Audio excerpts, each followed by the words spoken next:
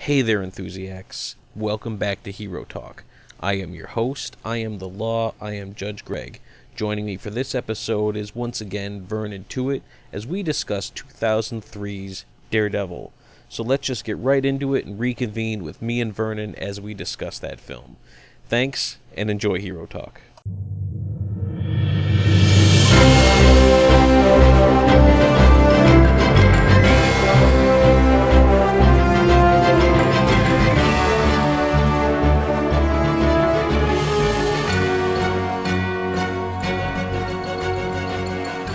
We are here to talk about Daredevil, not the comic book character, the film from 2003 by director Mark Steven Johnson, starring Ben Affleck as Daredevil and Jennifer Garner as Elektra, and the late and great Michael Clarke Duncan as the Kingpin. May he rest in peace.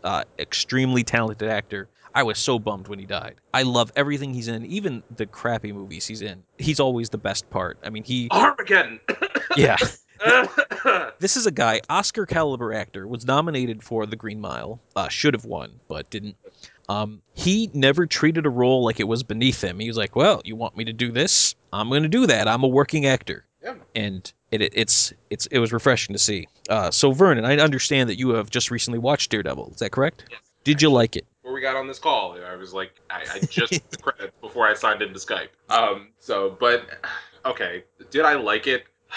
Can I give a little backstory? Go ahead. Expound. Well, okay, back in this movie is over a decade old, and when I saw it the first time, I thought it was okay. I mean, it was riding on the coattails of the successful Spider-Man, Right, which was released a year before, and I don't know, I was jazzed up about Marvel movies, and I didn't come out of the theater hating it, and I didn't come out of there loving it. I felt weird about it, and I didn't know why. And I know exactly why now, because it's terrible acting. Terrible acting, and the story. Now that I'm a little bit more familiar with, Marvel stories and stuff like that, because I've been reading comics.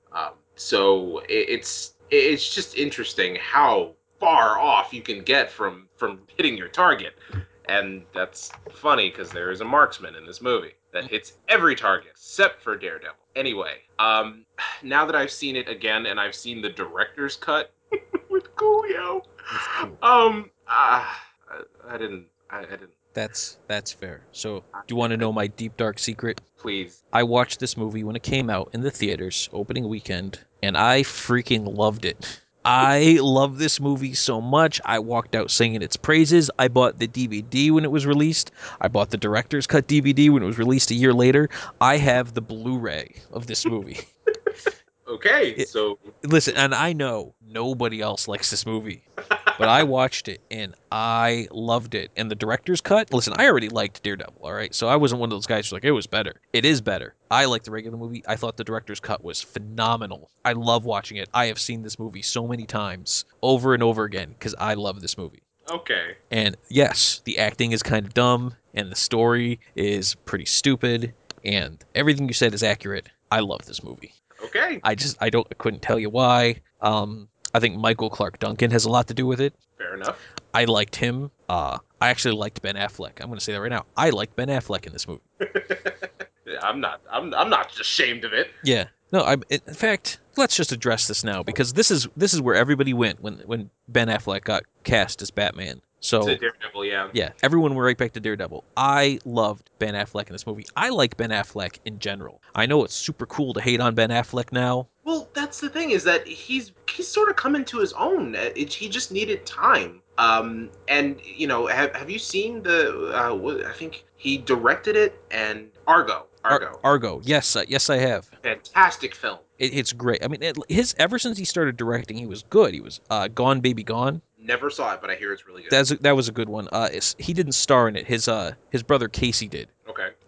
So Gone Baby Gone. What else did you do? The Town. The Town, I hear, is also good. You gotta love The Town. Listen, any movie about Boston, I've probably seen more than once. But I like The Town, and so I like Ben Affleck, and so I hear he's cast as Batman. Of course, I've liked Batman for a long time. I'm sort of everyone's Batman go-to guy. Like when they hear he's cast as Batman, they think, well, we got to figure out what Greg says. So after that announcement, I had so many people lighting me up on my phone, going like, "So, did you hear about Ben Affleck as Batman?" And they were expecting me to, just flip out like some jaded fanboy. I'm like, I think he's gonna kill it. Yeah. I'm excited for it, and part of it is that I look back to Daredevil and I'm like, I kind of like what he did with Daredevil, and I could see you take this, you add about a decade's worth of Ben Affleck's now newfound experience, and you put that in Batman. And he may be good. That's a movie I want to see. I'm waiting until the movie actually comes out because I don't want to pass any judgments because of Daredevil, and I know we're getting off. Yeah. I know we're getting off topic here, but I want to see the movie because everyone's kind of dismissed it already. And I've dismissed the Man of Steel sequel for a few different reasons, but I will still go and watch it because I love these characters. But Ben Affleck as Batman doesn't bother me. And for the reasons that everybody's brought up, I just kind of do a hand wave. It's like, he's a decent enough actor. He needed some time to get himself into a groove, and people can get better. It's they're human beings like us. They have feelings and they also have strengths that they can work on. Yeah. For this, however, he wasn't terrible. It's just I didn't see him as Daredevil. I can understand that. I found him to be quite likable, though. Likable in a creepy sense. Okay, well, other than Like, his who walks up to minor some- stalkerish tendencies. Very stalkerish. Yeah, when he's... By the way, since I didn't make this point before, spoilers, everybody. Spoilers. Although I think I can safely say at this point that if you haven't seen Daredevil, you probably have no inclination to do it at this point. It's been out for 11 years, folks. Yeah. You're not going to see it. So it's not one of those movies where you have to see it. It's been out there. You've seen it by now if you cared. But just so nobody can yell at us later, spoilers. But yeah, he was kind of stalkerish. Oh, yes. And I don't care if you're blind or not. Who walks up to someone and sniffs them? Ben Affleck. That's who. Ben motherfucking Affleck.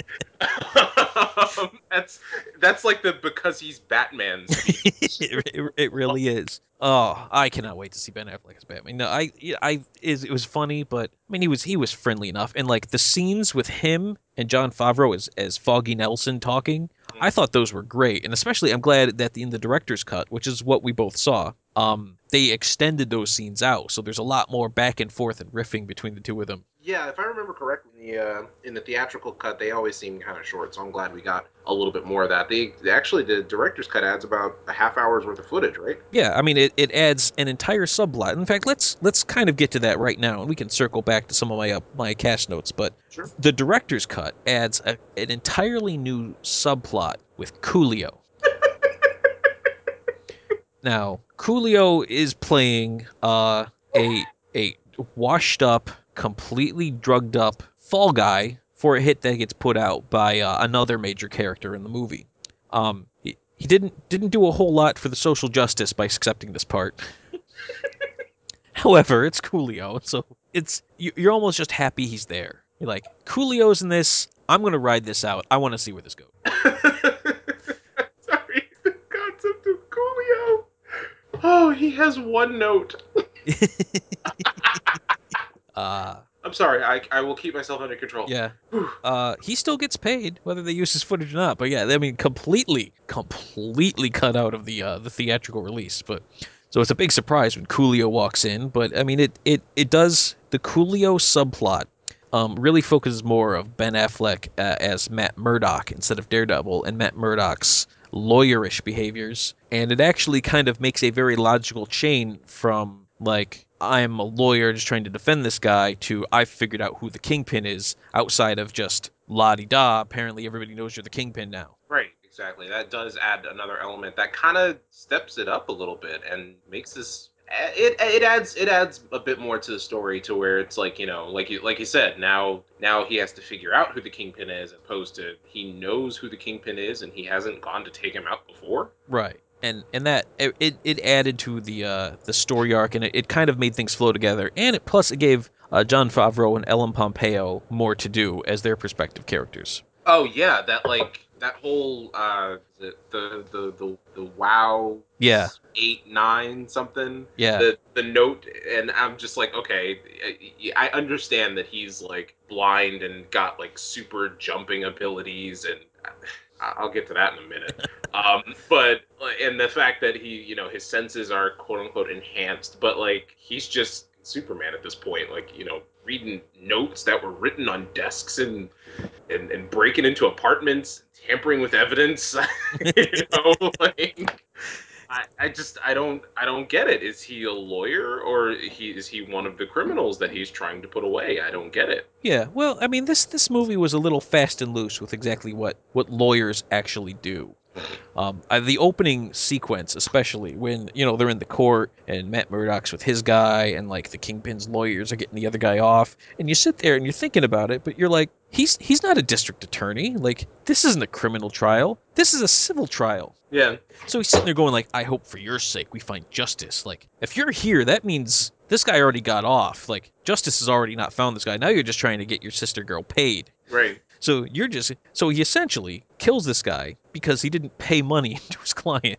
Exactly. He's a murderer, so it kind of contradicts what he's doing. It really does. And in fact, I know a lot of comic book individuals who had a real issue with that scene where he kills this creepo, because I mean they'll say to me, and please acknowledge that this is a ridiculous thing to say to anybody, the real Daredevil wouldn't kill. Now, let's just make one thing perfectly clear. All right, folks. It's not that serious. Like I follow comics, but I don't go that that deep. Like, oh, Superman would never break necks. But no, that's you know that from all your lunches with Superman when he told you that. Like you've gone to the superhero cafe and sat down and had a cup of Joe with him and but seriously, folks, calm down. Yeah. So, I mean, and then the director even said, like, yeah, we understand that that's not something you see in a superhero movie, but, like, we're actually trying to make this guy develop as a person. It makes the scene later when he doesn't kill the Kingpin that much more relevant, because he was willing to kill before. And he gets to this point, he's like, you know what? I don't want to be that guy everyone's afraid of. Yeah. I think can we just get to the favorite scene part, really? Well, yeah, sure. Why not? We are completely out of order on my notes anyway. So sure, let's go to your favorite scene. What was your favorite scene? Where he's beating ass in the bar to Nickelback. That scene is a little bit ridiculous. Well, and that's what I wanted to see. Although it's kind of dark and choppy, and there's, I don't know, strobe lights, and why are all the pool tables on fire? I don't even know, but it was a cool scene on top of the fact that I enjoy Nickelback. It was a good scene in that it was a nice action piece, but very little of what happened in that scene made any sense. Well, so Daredevil's trying to get this guy, and the guy runs out the front door, and as he's running out the front door, you see Daredevil's reflection in the puddle up on top of the building. But he was just at ground level. In the bar. In the bar. So this guy ran out the front door, and Daredevil's like, screw it, I gotta run to the roof.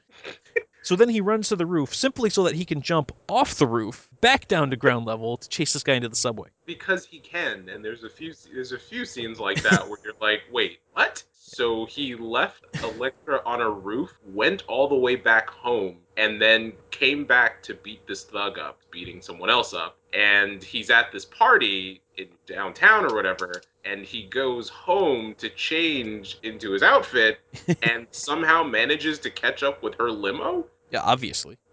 Because he's Daredevil and he has super jumping abilities, along with, that chemical accident did wonders for his body and muscle strength and everything. Yeah, there are some parts where I say it's a comic book movie. Daredevil does some pretty insane stuff in the comic books too, so I can't really hold it against him. But yeah, they left reality in the rearview mirror very early into this film. This was not a gritty, realistic envisioning of the character. I don't care. Colin Farrell was awesome. Colin Farrell as... Now, I didn't read a lot of Daredevil comic books, but is Bullseye supposed to be, like, Irish? And I'm talking, like, super Irish? I don't know, because I didn't really get that far. Daredevil, he's not one of my favorite superheroes. And that's probably why I felt weird about it when I was a kid. But at any rate, no, I don't know if he's supposed to be Irish. All I know is that he was insane, and you could tell he had fun with the character. Yeah, it just felt like he wanted to take it over the top, and It, you could tell. every season, I'm like, this guy's a fucking cartoon. He's got the Daredevil carved into his head, and he's throwing paper clips into people and killing an old lady on the plane. With the peanut. Yeah.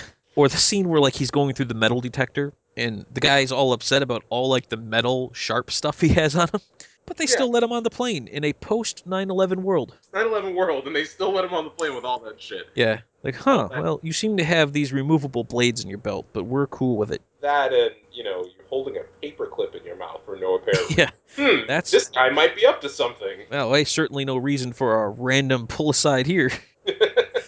Yeah, in reality, he would have been in that other little back room somewhere. Yeah, he'd be on the no-fly list by the after. Right, but he did do some fancy stuff. He didn't. There's that scene where he's, I think, going down these escalators, and he's just like throwing his arms out to the side like he's flying down. And like, what is he doing? Yeah, he's like Colin Farrell's like, I got to do something. Well, I guess it goes along with the character and that he's sane, Yeah. I think they just turned the camera on and let Colin Farrell do his thing. I hope they did. I would love to hear that he basically made up most of the stuff that Bullseye does. And in fact, speaking of Bullseye, there is a significant scene later on where he tells the Kingpin that he wants a costume, a bloody costume in the theatrical release, an effing costume in the director's cut. Yes. And then he shows up in the next scene wearing the same clothes he was always wearing. Yeah, that he wasn't going to get his costume right away. It's possible that Kingpin might have had to, put in a call about that. Yeah, apparently it was on back order. It just seems like we really should have, was that a joke? Was he like, I want a costume? And Kingpin's like, no, I'm not doing that. Yeah, I think that was more of a joke. He did have a costume, if I'm not mistaken. Yeah, he was fairly costumed up as it was. That coat was awesome, though. That coat was awesome. I loved his use of the coat. I liked how he kind of threw it in like people's faces to throw them off. Yeah. It was hard not to like Bullseye, even if you thought that he was presented as kind of a goofy comic booky even for a comic book movie character. It was hard not to like him. Now let's talk about something that got a lot of negative attention for the movie and got a lot of people up in an uproar. Michael Clarke Duncan as the Kingpin. I'm going to start right now. I thought this was an inspired choice because if you want to play Kingpin as he's a big, strong, muscular guy, he's not just some fat guy, but he looks like he could dominate you and he's just huge in muscles. I submit there's nobody else you could have picked. What were the reservations that people had? People did not like that the Kingpin in the comic books is traditionally a white character, and Michael Clarke Duncan is not a white man. Yes, I definitely hear that a lot, and it's a little disarming because it's like, why not? Yeah, I mean, it's not like they said, hey, we want to cast him as a different race just because attention. They came up and said, we're casting Michael Clarke Duncan, and once you hear it, you're like, of course you did. Who else was there? What choice did you have? Yeah, so it comes with the territory, I guess. If you change something too much, the fan will get out. Yeah, but I mean, eventually they get their panties untwisted. I mean, there was a period of time where when you thought of Nick Fury, you thought David Hasselhoff. No, I didn't. I thought of some random white guy with an eye patch. I did not think of David Hasselhoff. Did you never see that movie? I never saw that movie, and it wasn't until I was in college that I even heard that Nick Fury was played by David Hasselhoff. It is absolutely horrible. We need to do a hero talk on that sometime. I bet it is. But now, when people think Nick Fury, everybody goes to the same place. Samuel L. Jackson. And so it just goes to show, like, do you see what kind of new life you can inject into a character if you just kind of get off your high horse about stuff? You say, like, wouldn't this be fun if you associate him with this character? And you're like, yeah, you know what? That is much better. Yeah, totally agree. You can take creative license with pretty much whatever they want. Yeah, I've very seldom seen this done with the right actor and it fails. I mean, it's if you find the actor who's best for the part, just cast him for it. Sure. And I think Michael Clarke Duncan killed it as the Kingpin. I loved him in it. Yeah, he was pretty cool. Absolutely loved him. I loved his little, like, nobody's innocent. You know what bugs me about his character? It's not even that I mean, he seems to be kind of a psychopath himself because Yeah, he just kills his own bodyguards for no reason. sure did, just because he was a little annoyed. Well, it's. I mean, he's. How was? What was he annoyed about? He got He bad just looked like news. he was having fun, Yeah, and he was like, "Yeah, I'm so relieved that I got that killing out of my yeah. system." Well, I mean, and let's be perfectly honest. Why does the Kingpin need bodyguards? I don't What know. exactly were they going to stop that he couldn't handle?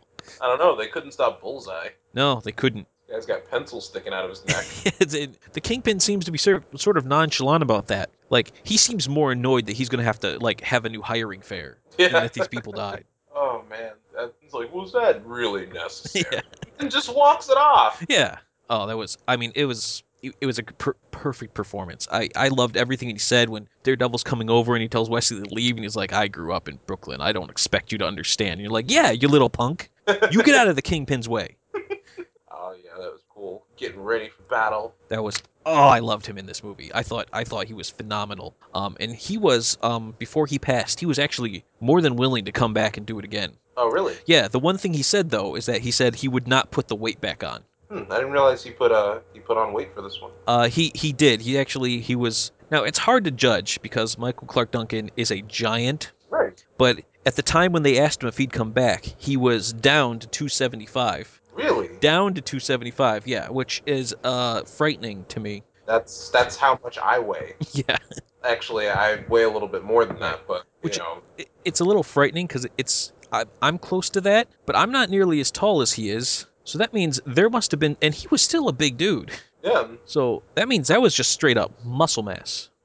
Oh, we will miss. Yeah. But he even said like, hey, we can work it in. Like, Kingpin got himself in shape in jail for like the rematch and stuff. Yeah. He was all about it. In Yeah, fact, he even reprised the role for the MTV Spider-Man TV show. Oh, that the CGI one. Yeah. Huh. Yeah, they came back. They had the Kingpin, and so they used the model kind of based on him and Daredevil, and he provided the voice for it. I think I watched 2 episodes. Yeah, I actually grabbed it on DVD, and while it's horrible, it has its moments.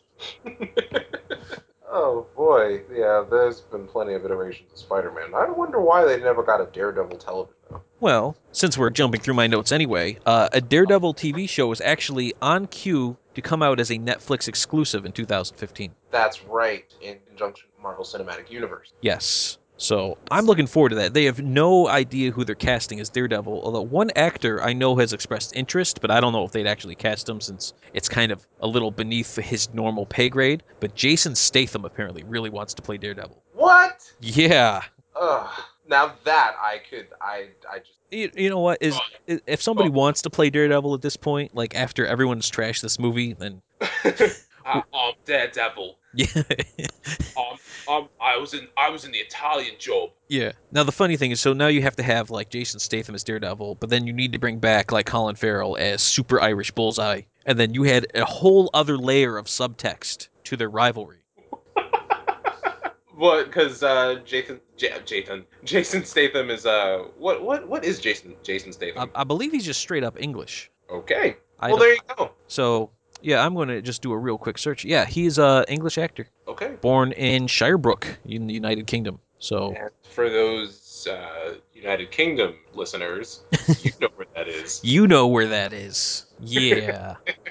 Oh, yeah, but I gotta go back to just I don't know. I don't know if I could see Jason Statham, but Ben Affleck wasn't bad. Like I said, he just kind of gave off a little bit of a creeper vibe. Yeah. And just some of the lines delivered kind of blandly. His interaction with Jennifer Garner as Elektra, just it didn't click for me. She was absolutely horrible. I will say that. Every line she delivered was terrible. I mean, I guess it worked out well for Ben because then he married her, but I thought she was awful, and I still can't fathom, to this day, cannot fathom why people saw this movie and thought, oh, we need an Elektra movie. Well, I mean, she was a strong enough character in the comics. From what I understand, she's like an assassin or something. Yeah, like in the that. comics, but that's the Elektra in the comics, not the Elektra in Daredevil. Yeah, they turn her into kind of like this hero fighting spiritual demons. Yeah, Whatnot. it was a little something else, but Their interactions were very awkward. In fact, there's a scene that has it's two different versions the way it plays out, and there's the scene in the theatrical cut where Daredevil hears like some crime going down, and he's all like, "Well, I got to go do my thing now because that's what I do." Yeah. And she holds his hand. She's like, "No, stay with me." And apparently, he was perfectly okay with that. It's like, "Oh, I suppose I don't need to stop every murder." And it was so awkward because it's like she just says it just kind of like, "No, stay with me." Their relationship kind of blossomed weirdly, and Yeah, like you said, she just delivers her lines terribly. yeah. That It made much really, more sense in the director's cut when then he's like, "No, I gotta go," and walks away. I'm like, "Yeah, that's about more how I saw that going." that's it. Yeah, There is one line in particular. It's one word, and just like we've been saying, just the delivery is just awful. It's where she's fighting him, and he's like, "I didn't kill your father," and she's liar. like, I don't know. It was so dramatized, and just there was such a hiss behind it that it didn't really fit at all with anything. And I'm like, where did that come from? I know she's trying, or maybe she wasn't. I don't know, but that was awful. Just liar. And there was no facial expression besides heavy breathing. And Yeah, yeah. that entire rooftop scene, I could see how it was a little bit on the awkward side. So moving on to my notes, there's something we need to discuss here. As we've sort of alluded to, this movie had two significantly different versions. And the director, Mark Johnson, he went on to direct Ghost Rider. And one of the things he said he learned his lesson is because the director's cut was so much higher esteemed than the theatrical cut, he was not going to compromise anything on Ghost Rider. And that movie still ended up being terrible. Is that so? So I'm not entirely certain what he really learned from all that. I couldn't even venture a guess. What exactly was he looking to not compromise about Ghost Rider? Right, because Ghost Rider seemed pretty compromised, I have to say. I mean, but Well, the guy's catalog is not exactly, the who's who of astounding Hollywood big shot movies. But I mean, this is he talked so big, like I learned my lesson from Daredevil, and so I'm going to be able to make Ghost Rider the best. And Ghost Rider was quite terrible. I mean, the scenes where Ghost Rider was actually on screen were kind of cool, but I mean, that's a talk for another time. Yeah, Um, but yeah. yeah, it really makes you wonder sometimes. But it was, I mean, the movie was crucified. I looked it up on Rotten Tomatoes, and it's sitting at about 45%. So that's pretty bad. All right. So let me just round out my notes here, and then we can start talking about scores and whatnot. I never said my favorite scene. Oh yeah, go for it. Now I have two. One is the changed Daredevil Elektra rooftop romance scene where Elektra says "Stay with me" and Daredevil says no, and he leaves. Because when I saw it in the theater and he stayed, it bothered me because you broke the one cardinal rule of superheroes and their love interests is that you always choose duty over booty. Oh man, never heard of that. Yeah. So when the scene was changed, then I was like, all right, order has been restored. But Duty over booty. duty Okay. over booty. But then my actual I think the scene that I really stands out to me, and this was the scene that probably made me fall in love with this movie, and it's Daredevil right after he had his first night out, and you see him coming back to the apartment, Yeah. and he is just beat up. Pulls a tooth out of his head. Goes to one of his many probably illegally obtained prescriptions of painkillers to pop those, and has to go through all of that, and then just to get in his isolation chamber just so he can finally sleep for the night.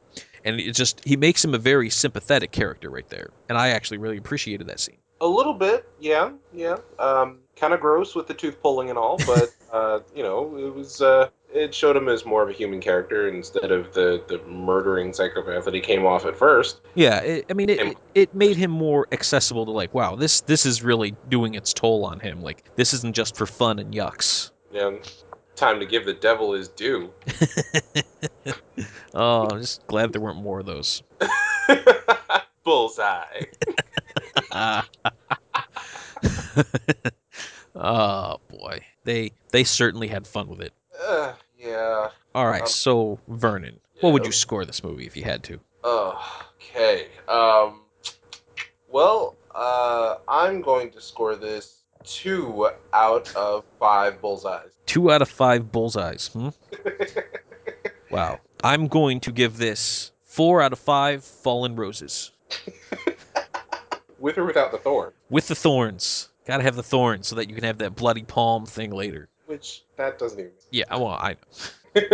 They did what they had to do. Yes, to describe rage and anger, and Yeah. he's going to fulfill his promise, which was to become a lawyer and not a vigilante. He half fulfilled his promise. Half. Half. Better than most. I'd say so.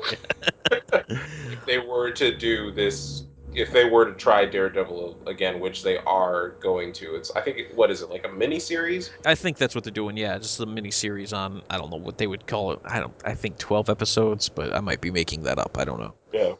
But, whoever they get to play it, I just hope that they fit.